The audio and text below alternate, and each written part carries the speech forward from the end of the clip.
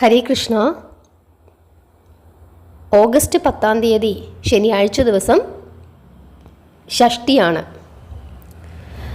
ശുക്ലപക്ഷ ഷഷ്ടി. സുബ്രഹ്മണ്യ സ്വാമിയുടെയും മഹാദേവൻ്റെയും ശ്രീ പാർവതിയുടെയും അനുഗ്രഹത്താൽ, വിഘ്നേശ്വരൻ്റെ അനുഗ്രഹത്താൽ ആഗ്രഹസാഫല്യം നേടുന്നതിനായിട്ടാണ്, സർവമംഗളങ്ങളും ഭവിക്കുന്നതിന് വേണ്ടിയിട്ടാണ്, നമ്മുടെ കാലദോഷ ദുരിതങ്ങൾ മാറുന്നതിനായിട്ട്, മുൻജന്മ പാപങ്ങൾ മാറുന്നതിനായിട്ട്, എന്തിനു പറയുന്നു, തലയിലെഴുത്താണ് എന്ന് പഴിച്ചുകൊണ്ടിരിക്കുന്ന ആ അവസ്ഥയിൽ നിന്നുപോലും ഒരു മോചനം ലഭിക്കുന്നതിനായിട്ട്, സന്താനങ്ങളുടെ ഉയർച്ചയ്ക്കായിട്ട് നമുക്ക് ചെയ്യാൻ പറ്റുന്ന ഒരു വ്രതമാണ് ഷഷ്ടിവ്രതം. ഇപ്രാവശ്യത്തെ കർക്കടക ഷഷ്ടി 2024 ഓഗസ്റ്റ് 10 ശനിയാഴ്ചയാണ്. ഈ ഷഷ്ടി വ്രതശുദ്ധിയോടെ അനുഷ്ഠിച്ച് യഥാവിധി വേലായുധ സ്വാമിയെ പൂജിച്ചാൽ സന്താനങ്ങൾക്ക് അഭിവൃദ്ധിയുണ്ടാകും. തലയിലെഴുത്ത് എന്ന് പഴിച്ച് ഇരിക്കുന്നവരുടെ ആ ദുരിതങ്ങൾക്കൊക്കെ ഒരു ശമനമുണ്ടാകും. മുൻജന്മ പാപങ്ങൾക്കൊക്കെ ഒരു ശമനമുണ്ടാകും. ഇങ്ങനെ എല്ലാ തരത്തിലുള്ള ഐശ്വര്യത്തിനും വേലായുധ സ്വാമിയെ പ്രാർത്ഥിക്കുന്നത് വളരെ നല്ലതാണ്. പ്രത്യേകിച്ച് ഷഷ്ടിവ്രതം എടുത്ത് പ്രാർത്ഥിക്കുന്നത് വളരെ നല്ലതാണ്. ഇനി 10 ഷഷ്ടിവ്രതം എടുക്കണമെങ്കിൽ 9 തന്നെ നമ്മൾ ശുദ്ധാഹാരത്തിലിരിക്കണം. ഒരിക്കലെടുത്ത് തന്നെ ഇരിക്കുന്നത് വളരെ നല്ലതാണ്. ഇനി അതിനും കഴിയുന്നില്ലെങ്കിൽ നമ്മൾ നോൺ വെജിറ്റേറിയൻ ഭക്ഷണങ്ങളൊക്കെ ഒഴിവാക്കി വളരെ ശുദ്ധമായി തന്നെ ഇരിക്കണം. ഒരിക്കലെടുത്താണ് സാധാരണയായിട്ട് നമ്മൾ എല്ലാ വ്രതങ്ങളുടെയും തലേദിവസം ഇരിക്കുന്നത്. അതായത് ഒരു നേരം അരിഭക്ഷണം, ബാക്കി 2 നേരങ്ങളും മറ്റെന്തെങ്കിലും വിഭവങ്ങളൊക്കെ കഴിച്ച് ശുദ്ധമായിട്ടിരിക്കും. അങ്ങനെ നമ്മൾ വ്രതത്തിന് വേണ്ടിയിട്ട് നമ്മുടെ ശരീരത്തെയും മനസ്സിനെയും ശുദ്ധീകരിക്കുക. അതിനുശേഷം 10 നമ്മൾ പൂർണ്ണമായി ഉപവസിക്കുന്നവർക്ക് പൂർണ്ണമായി ഉപവസിക്കാം.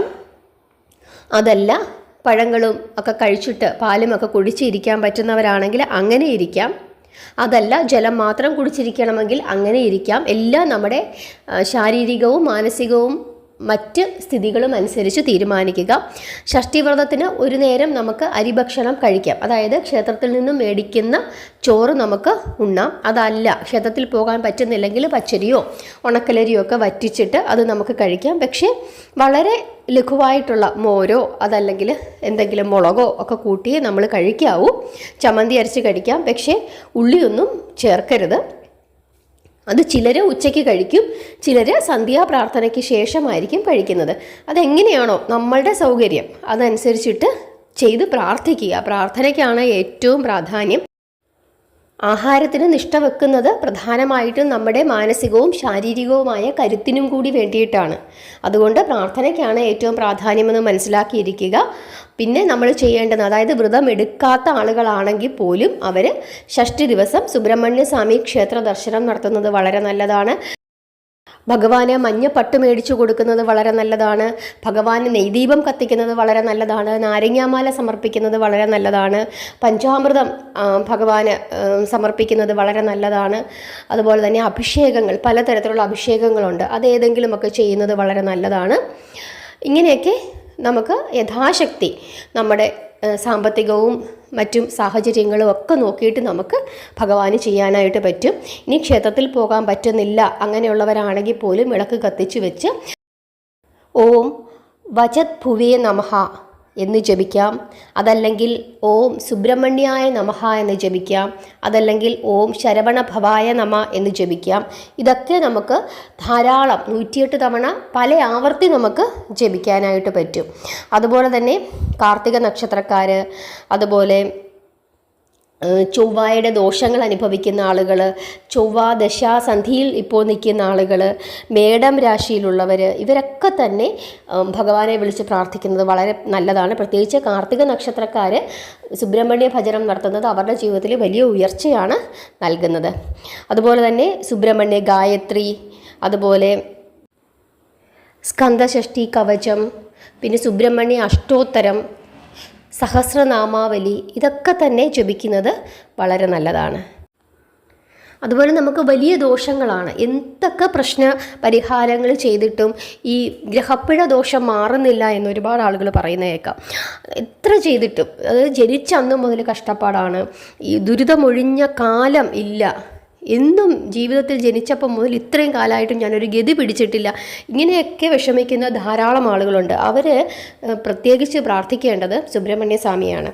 കാരണം ഇവർക്ക് ചിലപ്പോൾ ജനിക്കുമ്പോൾ മുതലേ ഇവർക്ക് ഈ കഷ്ടപ്പാട് വരുന്നത് അവർ ചെയ്ത തെറ്റിൻ്റെ ഫലമായിരിക്കത്തില്ല ഈ ജന്മത്തിൽ, മുൻ ജന്മങ്ങളിൽ ചെയ്ത തെറ്റുകളുടെ ഫലം, അതല്ലെങ്കിൽ നമ്മളുടെ പൂർവികർ, മാതാപിതാക്കൾ ഇവരൊക്കെ ചെയ്ത കുടുംബപരമായ ദോഷങ്ങളൊക്കെ ആയിരിക്കും നമ്മൾ ഈ അനുഭവിക്കുന്നത്. അപ്പോൾ നമ്മൾ എന്താ ചെയ്യേണ്ടത്? ഈ ദോഷങ്ങളൊക്കെ മാറുന്നതിനായിട്ടാണ് നമ്മൾ സുബ്രഹ്മണ്യ ഭജനം ചെയ്യുന്നത്. നിങ്ങൾ അങ്ങനെ ആരെങ്കിലും ബുദ്ധിമുട്ടുന്നവർ ഈ വീഡിയോ കേൾക്കുന്നുണ്ടെങ്കിൽ നിങ്ങൾ ഇതൊന്ന് പരീക്ഷിച്ച് നോക്കൂ.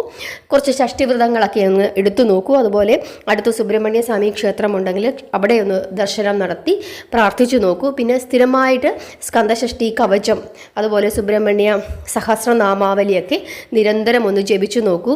അതുപോലെ ഈ പൂയം നക്ഷത്ര ദിവസമൊക്കെ ഭഗവാന് എന്തെങ്കിലും ഒരു വഴിപാട് നമ്മൾക്ക് പറ്റുന്നത്, ചിലപ്പോൾ ഒരു എണ്ണ മേടിച്ച് കൊടുക്കാനായിരിക്കും, ഇതൊന്നുമില്ലെങ്കിൽ ഇച്ചിരി പൂക്കൾ നമ്മുടെ വീട്ടിൽ നിന്ന് പറിച്ചു കൊണ്ട് കൊടുത്ത് ഭഗവാനെ ഒന്ന് പ്രാർത്ഥിക്കുന്നതായിരിക്കും. നമുക്ക് എന്തെങ്കിലും ഒരു കാര്യം ഭഗവാനൊന്ന് സമർപ്പിച്ച് ഒന്ന് പ്രാർത്ഥിച്ചു നോക്കൂ. തീർച്ചയായിട്ടും മാറ്റമുണ്ടാകും, അത് ഉറപ്പാണ്. കാരണം ജ്യോതിഷിയാണ് വേലായുധസ്വാമി, മഹാജ്യോതിഷിയാണ്. നമ്മളുടെ തലയിലെഴുത്ത് വരെ മാറ്റി എഴുതാൻ കഴിവുള്ള ആളാണ് വേലായുധസ്വാമി. അപ്പോൾ അതുകൊണ്ട് നിങ്ങളൊന്ന് പ്രാർത്ഥിച്ച് നോക്കൂ, തീർച്ചയായിട്ടും അതിൻ്റെ ഫലമുണ്ടാകും. പിന്നെ നമ്മൾ ശ്രദ്ധിക്കേണ്ടുന്ന മറ്റൊരു കാര്യം, വേലായുധസ്വാമി ക്ഷേത്ര ദർശനത്തിന് പോകുമ്പോൾ 6 വലത്തിട്ട് പ്രാർത്ഥിക്കുന്നത് വളരെ നല്ലതാണ്. ഭഗവാൻ ഷൺമുഖനാണ്, അതുകൊണ്ട് തന്നെ 6 വലത്തിട്ട് പ്രാർത്ഥിച്ചാൽ വളരെ വിശേഷമാണ്. അതുപോലെ ഓം ശരവണ ഭവായ നമ എന്ന് ജപിച്ചുകൊണ്ട് നമ്മൾ ഭഗവാന് വലത്ത് വെച്ച് പ്രാർത്ഥിക്കുന്നതും വളരെ വിശേഷമാണ്. പിന്നെ നമ്മൾ ഓർക്കേണ്ടുന്ന ഒരു കാര്യം, വേലായുധസ്വാമിയെ പ്രാർത്ഥിക്കുന്ന കൂട്ടത്തിൽ തന്നെ നമ്മൾ ആ ഒരു സകുടുംബത്തെയും ഒന്ന് പ്രാർത്ഥിക്കുന്നത് വളരെ നല്ലതാണ്. അതായത് മഹാദേവൻ, അമ്മ പാർവതി ദേവി, സഹോദരൻ വിനായകൻ, ഇത്രയും പേരെയും കൂടെ ഓർത്ത് ആ സകുടുംബത്തെ പ്രാർത്ഥിച്ചു കഴിഞ്ഞാൽ തീർച്ചയായിട്ടും എല്ലാവരുടെയും അനുഗ്രഹം നമുക്കുണ്ടാകും. പ്രത്യേകിച്ച് ഈ ഷഷ്ടിവ്രതം എടുക്കുന്ന ദിവസങ്ങളൊക്കെ നമ്മൾ ആ സകുടുംബത്തെ നമ്മൾ പ്രാർത്ഥിക്കണം. നമ്മൾ സ്കന്ദഷഷ്ടി കവചം മാത്രം ജപിച്ചിട്ട് നമ്മൾ എഴുന്നേറ്റ് പോകരുത്. ആദ്യം തന്നെ നമ്മൾ എന്താ ചെയ്യേണ്ടത്? വിഘ്നേശ്വരനെ ഒന്ന് പ്രാർത്ഥിക്കണം. പിന്നെ അടുത്ത് നിർബന്ധമായിട്ടും നമ്മൾ ചെയ്യേണ്ടത്, ഇതുപോലെ ദോഷമുള്ള ആളുകൾ നമ്മളൊരു വ്രതമായിട്ടെടുത്ത് ഇങ്ങനെ പ്രാർത്ഥിക്കുന്നവരുടെ കാര്യമാണ് പറയുക, അല്ലെങ്കിലും ഇങ്ങനെ തന്നെയാണ് ചെയ്യേണ്ടത്. പിന്നെ അവർ ഒന്ന് പ്രത്യേകിച്ച് അത് ഓർത്ത് വെച്ചോളൂ. കാരണം ആദ്യം നമ്മൾ പ്രാർത്ഥിക്കുമ്പോൾ വിനായകനെ പ്രാർത്ഥിക്കുക, പിന്നീട് നമ്മൾ നമ്മുടെ കുടുംബ പരദേവതയെ നമ്മൾ ഓർത്ത് പ്രാർത്ഥിക്കുക. അതിനുശേഷം നമ്മൾ ഈ സുബ്രഹ്മണ്യ സ്വാമിയെ പ്രത്യേകം ഭജിക്കുന്ന ആളുകൾ ആ സകുടുംബത്തെയും പ്രാർത്ഥിക്കണം. അങ്ങനെ പ്രാർത്ഥിച്ച് നമ്മളൊന്ന് കുറച്ച് നാളൊന്ന് പ്രാർത്ഥിച്ച് നോക്കൂ. തീർച്ചയായിട്ടും അതിൻ്റെ ഫലം നമുക്കുണ്ടാകും. കാരണം ഒരുപാട് അനുഭവസ്ഥരുണ്ട്, ഒരിക്കലും ശരിയാകില്ല, എൻ്റെ ഈ പ്രശ്നങ്ങളിൽ നിന്നും ഒരിക്കലും എനിക്കൊരു മോചനമില്ല എന്ന് വിചാരിച്ച് കരഞ്ഞുകൊണ്ടിരുന്ന ആളുകളൊക്കെ തന്നെ ഷഷ്ടിവ്രതം എടുത്ത്, ഏകാദശി വ്രതം എടുത്തൊക്കെ രക്ഷപ്പെട്ട ആളുകളെ ധാരാളം നമുക്ക് കാണാനായിട്ട് പറ്റും. ഹരേ കൃഷ്ണ.